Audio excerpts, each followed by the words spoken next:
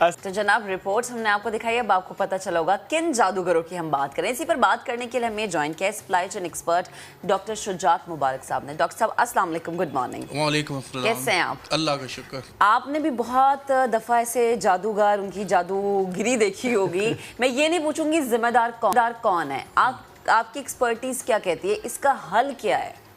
دیکھیں میرے خیال میں 2 ہفتے پہلے آپ کے پروگرام میں نے ایک بات کی تھی کہ رمضان آنے والا ہے، آپ دیکھیے گا کہ پرائسز کا کیا بنتا ہے.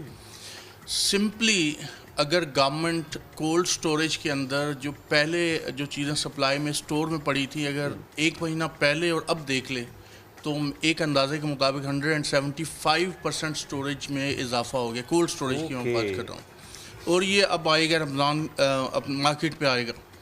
بنیادی وجہ یہ ہے کہ ہماری گورنمنٹ کو خود اس چیز کا اندازہ نہیں ہے کہ ہمارے پاس کولڈ سٹوریج کی کیپیسٹی کتنی ہے اور اس کو ریگولیٹ کیسے کرنا ہے. اور جتنے بھی ہمارے مارکیٹ میں لوگ ہوتے ہیں وہ سارے کا سارا سامان اٹھا کے کولڈ سٹوریج میں رکھ دیتے ہیں، رمضان آتا ہے اس کو باہر لے آتے ہیں. یہ ہے وہ مڈل مین، یہ ہے وہ جادوگر. اچھا میں اب آپ کو جو مزے کی بات بتاؤں، مزے کی بات یہ کہ اس میں کوئی تقریباً 100 میں سے 80% گورنمنٹ کے اپنے لوگ شامل ہیں جو سامان غائب کرتے ہیں اور کولڈ سٹوریج میں رکھتے ہیں. جی بالکل، حکومت کے اپنے بندے. ہاں اب ہوتا کیا ہے، ہوتا یہ ہے کہ وہ نارملی مارکیٹ میں نہیں آتے، لیکن جو سیزنز ہوتے ہیں ان میں وہ ویجیٹیبل سیلر سے بات کر لیتے ہیں اور انہیں کہتے ہیں کہ ہم آپ کو پرووائڈ کریں گے سپلائی، اور وہ سورس آف سپلائی سے لے کے کولڈ سٹوریج میں چیزوں کو سٹور کر لیتے ہیں اور پھر ان کو آگے سپلائی کر رہے ہوتے ہیں. تو یہ سارے کا سارا منافع یہ سیلر نہیں لیتا، یہ بیچ میں جو مڈل مین ہے نا، یہ جادوگر ہے اصل میں، جو کہ گورنمنٹ کے ایوانوں میں بیٹھے ہوئے ہیں. تو پھر حکومت اپنے ہی جادوگروں کے خلاف کیا کرے؟ حکومت کیا کرے گی؟ حکومت نے کچھ نہیں، بصلیت کا شکار ہے. جیسے آئے روز گورنمنٹ کی پالیسیز چینج ہو رہی ہیں، آئے روز ان کے منسٹرز چینج ہو رہے ہیں، اسی طرح سے گورنمنٹ نے کچھ نہیں کرنا. اچھا ڈاکٹر صاحب ایک اور چیز بتائیں، جب وہ لوگ ایوان میں بیٹھے جو یہ کام کریں تو پھر جب یہ دعویٰ کیا جاتا ہے کہ مہنگائی کنٹرول ہوگی، رمضان میں چیزوں کی خود مانیٹرنگ ہوگی، اب عوام کو ریلیف ملے گا، پھر سمجھ جائیں، پہلے سے ہی اپنے کان کھڑے کر لیں کہ بھیا اس دفعہ بھی باتیں ہیں. دیکھیں یہ تو پہلے میں نے 2 ہفتے پہلے آپ کے پروگرام میں کہہ دیا تھا کہ رمضان آنے والا مہنگائی بڑھ جائے گی، اور ایسے ہی ہوگا. تو گورنمنٹ جب تک اپنا ریگولیٹری رول صحیح طریقے سے پلے نہیں کرتی ہے ایسا ہی چلتا رہے گا، اور میرا نہیں خیال کہ گورنمنٹ کرے گی. آپ نے بھی اب ایک سٹیپ لیا، اکنامک ایڈوائزری کاؤنسل جو نئی کانسٹیٹیوٹ ہو رہی ہے، جس کو عمران خان صاحب خود اس کی قیادت کریں گے، کیا اس سے فرق پڑے گا؟ چونکہ وہ کہتے ہیں کہ میکرو اکنامک جو اسٹیبلائزیشن میئرز ہیں وہ لینے ہیں، وہ کہتے ہیں کہ سسٹینڈ اکنامک گروتھ کی طرف ہمیں جانا ہے، وہ مافیا کی بات پھر سے کرتے ہیں. تو کیا اس سے کوئی دیکھیں کیوں، یہ تو خیر بہت لمبی بحث ہے کہ پرائم منسٹر صاحب نے خود اس کو کیوں ہیڈ کیا، لیکن بنیادی وجہ یہ ہے کہ اس سے کوئی فرق نہیں پڑنے والا. یہ تو آئی ایم ایف نے کہا تھا شوکت ترین صاحب کو بنا دیں، بہت سی ہیو اینڈ کرائے تھی تو اس کو بنا نہیں سکتے تھے شوکت ترین صاحب کو، تو یہ خود پرائم منسٹر صاحب نے اس کو ہیڈ کر لیا. اور یہ 3 اس میں پرانے فائنانس منسٹرز ہیں، شمشاد اختر ہیں، علی رضا ہیں، ایک اور ہیں اپنے سید سلمان شاہ. یہ تینوں ہی آئی ایم ایف کے ایجنڈا کو ڈرائیو کر رہے ہیں آگے. So nothing is going to change. میں تو بہت مایوس ہو چکا ہوں سچی. میں آپ کو بات بتاؤں کہ I am totally disappointed. آئے روز آپ کے فائنانس منسٹر چینج ہو رہے ہیں. جس ملک میں فائنانس منسٹر اتنی تیزی سے چینج ہوتا ہے، وہ مجھے بتائیں کیسے وہ ترقی کر پائے گا. کیونکہ فائنانس منسٹر نے بتانا ہوتا ہے آپ کے پاس کیا ریونیوز ہیں، آپ نے کیا ایکسپینڈیچرز کرنے ہیں. آگے بجٹ آ رہا ہے، بجٹ میں مجھے بتائیں کہ آپ کا نیا فائنانس منسٹر آئے گا، ابھی پھر چینج ہونے جا رہا ہے. میں آپ کو بتا ڈاکٹر صاحب میں آپ سے یہ چیز پھر چینج ہونے جا رہا ہے. کیا بجٹ آئے گا، کیا ریلیف دے گا؟ جب بار بار تبدیلی ہوگی، وہ بھی ایک سیٹ پہ اور جو بہت زیادہ اہم ہے، تو پھر آپ کس طرح سے کہہ سکتے ہیں ہماری پالیسیز ایسی ہیں جو کہ آپ کو ریلیف دے دیں گے؟ تو یہ تو گورنمنٹ نے خود ایڈمٹ کر لیا، خود دے ہیو کنفیسڈ کہ ہماری جو پالیسیز ہیں وہ ناکام رہی ہیں اور ہم اس کو ڈلیور نہیں کر پائے. حماد اظہر صاحب کیوں بدلنے والے ہیں؟ اچھا وہ آپ نے ابھی موٹر سائیکل کی بات کی تھی نا، بچے جن کے پاؤں نہیں لگتے ہیں وہ بھی چلا رہے ہوتے ہیں. تو آپ کو مثال بھی سمجھ میں آ گئی ہم نے اس میں یہ بھی کہا کہ اماں ابا کو دھیان رکھنا چاہیے. اب یہاں پر ابا کو دھیان رکھنا چاہیے کہ نیچے تو یہ وہ سبزی وبزی لے کے آتے ہیں، پیچھے موٹر سائیکل کوئی اور ہی چلا رہا ہوتا ہے. ان کے پاؤں لگتے ہیں زمین پہ جو چلا رہے ہیں پیچھے، ان کے پاؤں لگتے ہیں اور وہ بڑے مداری ہیں اور وہ بڑے زبردست طریقے سے موٹر سائیکل چلاتے ہیں. لیکن سامنے نہیں آتے. ہاں لیکن سامنے نہیں آتے.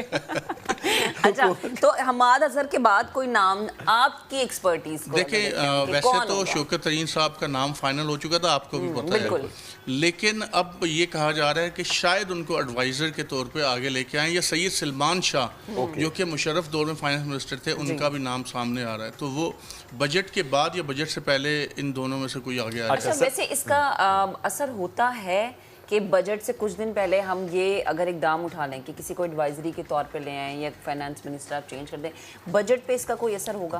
بالکل ہوگا، اس کی پورے کی پوری جو بجٹ کی آؤٹ لے چینج ہو جائے گی، کیونکہ اس کی ایکسپرٹیز کے مطابق وہ سورسز کیا ہو سکتے ہیں آپ کے ریونیو کے، ایکسپینڈیچرز کہاں سے آئیں گے، وہ بہت حد تک چینج ہو سکتا ہے. بالکل ڈاکٹر صاحب ابھی تک ہم نون لیگ کی گورنمنٹ دیکھ لیں، پیپلز پارٹی کی دیکھ لیں یا پی ٹی آئی کی گورنمنٹ دیکھ لیں، آپ کو کیا لگا اس عوام دوست بجٹ کس کی گورنمنٹ میں آیا ہے؟ دیکھیں آپ ایک ریسرچ کر لیجئے گا، پچھلے 20 سال میں جو فائنانس منسٹر تھے وہی بدل کے آ رہے ہیں، چاہے کوئی بھی گورنمنٹ چاہے کوئی بھی گورنمنٹ ہو. یہ جو تینوں ابھی اکنامک ایڈوائزری کمیٹی میں لوگ ہیں، یہ پہلے پیپلز پارٹی کے دور میں بھی، نون لیگ کے دور میں، مشرف کے دور میں بھی یہ فائنانس منسٹر رہ چکے ہیں. کیا وجہ یہ ہے کہ دیکھیں جب تک ہم ٹیکس نہیں دیں گے، جب تک مافیاز کو ختم نہیں کریں گے، تو بجٹ فائنانس منسٹر بھی کچھ نہیں کر سکتا. تو آپ کو ریگولیٹری رول پلے کرنا ہوگا، آپ کو ٹیکسز لینے ہوں گے. آپ ٹیکسز لینے سے متعلق آپ کو لگتا ہے کہ حکومت سنجیدہ میز لے رہی ہے؟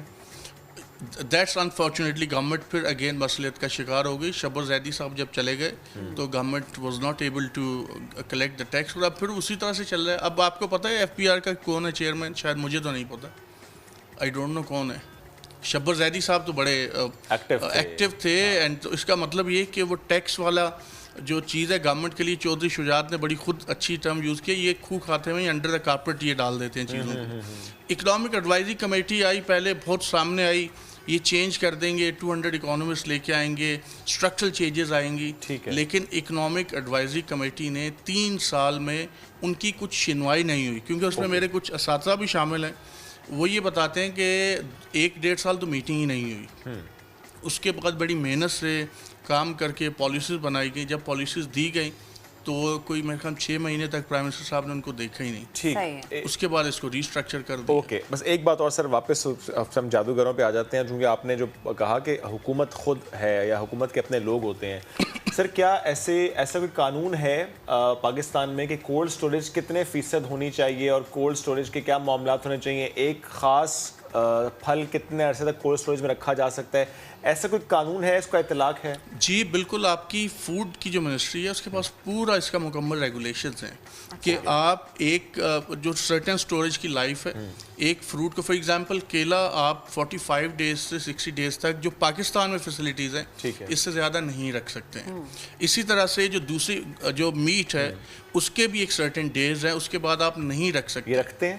یہ میں آپ کو بتا رہا ہوں کہ یہ سالوں رکھتے ہیں. مطلب فار ایگزامپل ایسا بھی ایویڈنسز آئے ہیں، آپ دیکھ لیجئے گا کہ اب رمضان میں سٹوریج ہوا، رمضان ختم ہو گیا، پرائسز کم ہو گئی، پروڈکٹ کو نہیں نکالا، پھر پڑا رہا کولڈ سٹوریج میں اگر کوئی نئی چیز نہیں آ رہی، اور پھر جب پرائسز بڑھی تو پھر اس کو نکال لیا مارکیٹ میں. اوکے، تو یہ اصل مسئلہ جناب کہ جو کولڈ سٹوریجز ہیں اس کو چیک کرنا پڑے گا، اس کو ریگولیٹ کرنا پڑے گا. قانون موجود ہے لیکن اطلاق ہے. اچھا ایک آخری بات یہ کہ وہ کولڈ سٹوریج کی سیلف کوالٹی بھی بہت ہی کمپرومائزڈ ہے. They are just for the name cold storage. آپ ان میں جا کے دیکھیں کہ وہاں پہ ہے کیا، انتہائی کمپرومائز کوالٹی ہے. ٹھیک ہے، تھینک یو ویری مچ. اور میں نے اسی دوران دیکھ بھی لیا کہ چیئرمین کون ہے، جیسے شبر زیدی کے بعد جو گئے تھے نا، وہ میں نے دیکھ لیا، وہ ہے محمد جاوید غنی صاحب، اور وہ ایکٹیو نہیں اس لیے اتنا وہ سامنے نہیں آ رہے ہیں. چلیں جی، تھینک یو ویری مچ سر، ساتھ موجود تھے. اب اس سے گفتگو کرتے چلیے جی.